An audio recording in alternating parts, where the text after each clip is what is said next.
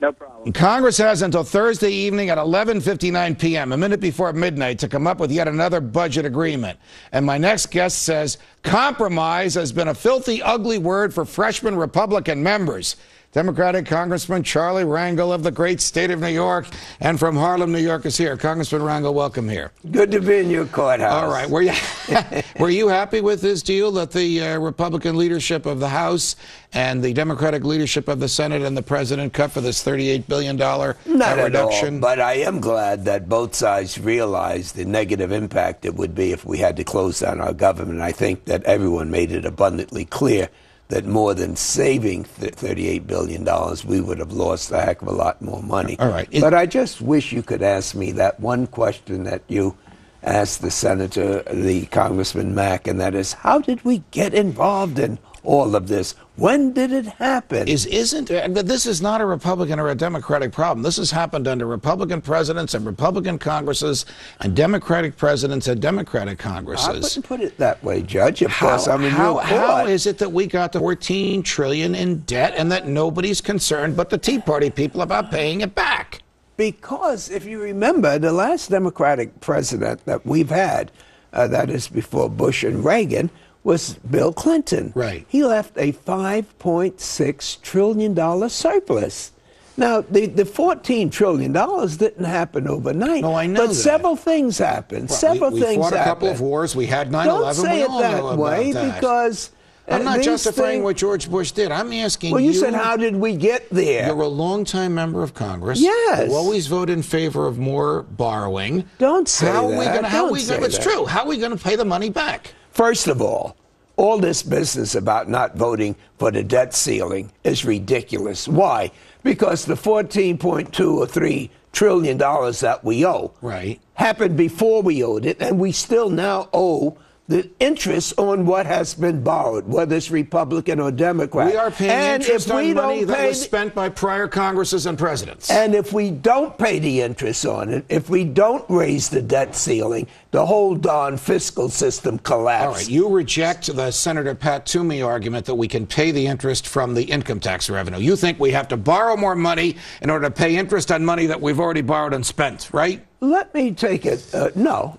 But let me take it a step in assuming that you're right, because this whole thing is so inequitable and so truly unfair. When last have they talked about raising revenue in order to balance the budget? They just don't talk about it. When last have the Democrats, and even many of the Republicans, I'm not a partisan here, you know that, talked about stopping the spending or slowing the spending in order to balance the budget? If you're a judge, I would say you're changing the issue, because the last question I thought you asked was, can we raise enough revenue without increasing the debt ceiling? You understand? And I say that this administration says that they're going to stop the spending and not have any taxes at all. But this administration, the President Obama's administration, wants to borrow $1 trillion in 6 months. And then they want to borrow $1.7 trillion in the next 12 months. So they want to add $2.7 trillion to the debt without paying a nickel of it back. Are you in favor of that? Judge, if you don't pay the interest on the debt. No one's saying not pay the interest. Well, how you got to pay it if you don't have the money? We don't have the money. We shouldn't be borrowing more money. We should spend less and pay off the debt. You don't want to do that. Where are you going to get the money from if you don't borrow it? You tell me. Well, let's see. We're not going to raise taxes. We're not going to stop these wars. We should stop the wars. On that, we both agree. Well, I hope so. We should stop all 5 of the wars, but we do collect about $250 billion in taxes every month. Unfortunately, we also borrow $200 billion. We have corporations that don't play zip. We have the trillionaires that don't pay That would zip. be General Electric, the chairman of which is the president's good friend and sits on his advisory board. And he's not the only one that don't pay. Look, nobody should pay more taxes than they owe. We know that. Republicans are saying that you don't raise taxes and you just cut spending. And the Democrats are saying just keep borrowing ourselves into oblivion. That's just not so. But I tell you one thing, if we do have to cut, the immoral way in which they're cutting, the poor, the sick, the aged, is not the American way to do it. Can I tell you, even when I disagree with you, I enjoy when you come on any show with me. Charlie Rangel, thanks for joining us. Congress may have reached a budget deal, but the mother of all budget battles is yet to come. Should we raise the federal debt limit? You know where I stand on that. But a fair and balanced debate is next. To you, Charlie Rangel.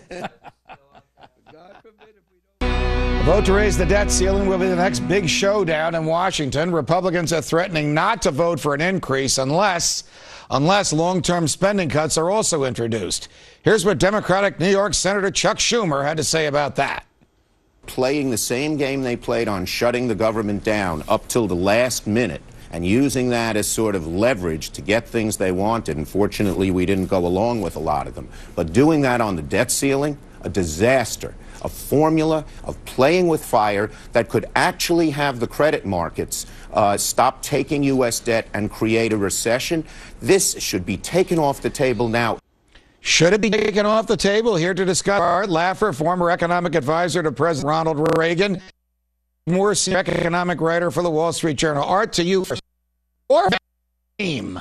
The Laffer curve stands for fiscal responsibility and stands for lower taxes and not spending more than you take in. But you agree with Chuck Schumer, with Charlie Rangel. We should raise that debt ceiling and go out and borrow money to pay our old debts, don't you? Oh, my goodness, my goodness, oh, my goodness. You know, the thing is, the hypocrisy of the other side is amazing. You know, President Obama, when he was a senator, voted against raising the debt ceiling. Right. And you know that Harry Reid, when he was a senator, if you just quote their quotes, they're exactly what the Tea Party is saying today. Now, I personally believe we should use the debt ceiling to get as much as we can from them. But no, this is not the time to have the Armageddon battle. Judge, we are going to take the Senate after the next election. We'll increase our lead in the House. At that time, we should make the big Armageddon battle and bringing it down with a Republican president, a Republican Senate, and a Republican House. All right. Why we fight the battle today when really we have a chance of losing politically as a result doesn't make sense to me. That's just me. Steve Moore, would you rebut, reject, and bury forever this argument that we can't pay our debts on the basis of the revenue that the government collects alone without having to borrow $1 trillion here and $1 trillion there? Get them, Steve. Get them. I love what you've been saying, Judge. And, you know, just the hour that you're going to be on the air today, Judge, the federal government's going to borrow another $100 million. So these debts are racking up so quickly. I think Republicans do have to hold out for the kind of Armageddon budget changes. I think they need to get automatic cuts. I have to think they get rid of the way we do the budget. It's led $14 trillion of deficits. You know, we have something called current service budgeting. Arthur knows all about that. Right. Arthur, as you know, we build in these automatic accelerators in the budget every year. And I think we ought to have a path to a balanced budget over the next 10 years. If they don't reach those deficit and spending reduction targets, Judge, I think they should be an automatic hatchet that drops on the spending. All right, but Art, I don't think this automatic hatchet thing would work. Do we really want federal judges, because that's who would do it, saying to the president, well, now you got to stop spending because you don't have this authority? How else are they going to do it? By stopping the borrowing and preventing the government from borrowing and forcing it to live within its means like the three of us do, Art Laffer. Well, I don't know about you guys, but I have a little problem every now and then. No, just teasing, Judge. Yeah, I think Steve's completely correct. I think we need to make sure we don't lose the 2012 election. I mean, 2010 was the preamble, and the end game is 2000. You know, what we're talking about with the debt ceiling here is only something that could inure to our detriment in the coming election. And I just want to make sure we get rid of the Bushes and the Obamas from their overspending. And it's Bush in the last 2 years was terrible on this spending, and so was Obama. We can't go back to this either party. It's not Republican or Democrat. It's not liberal or conservative. All right. It's not left-wing or right-wing. It's just Arthur, bad economics. But Steve, Judge, you could take Arthur's argument and you could apply it any time, any president, whether it's a conservative Republican or a liberal Democrat like we have now, wants to raise the debt ceiling. Basically, let's just do it one more time. Let's just do it until we control Congress. Every time, every president, from Eisenhower to Obama, has asked for an increase in the debt ceiling, they've gotten it, no matter how bad the times were, no matter how fiscally conservative the Congress was. Steve Moore, what do you say about that?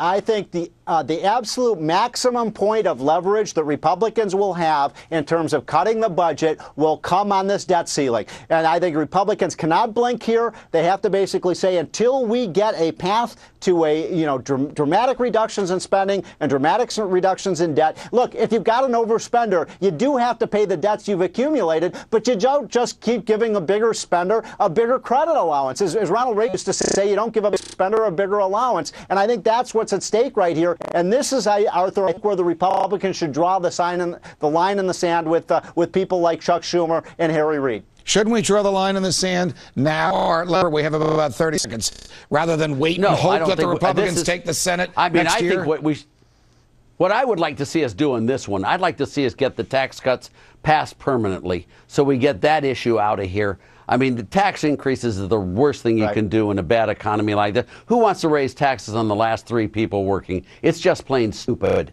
But now we have to bring control of this, and I'd like to wait until we get control of the Senate. We've got 53 Democrats and independents in there versus 47 Republicans. After the next election, we're going to have 53 or 55 Republicans in there, and we'll get this stuff through easily, Steve, just what you want. And you and I agree on this, I think. You know what? We just borrowed another $10 million in this 6 minutes. During the course of this segment. You guys are terrific. Steve Moore, Art Laffer, thanks very much for joining us. Great to be with you, Judge. You got it. How the markets will react to the debt ceiling debate. More from Fox Business's Charlie Gasparino. Next.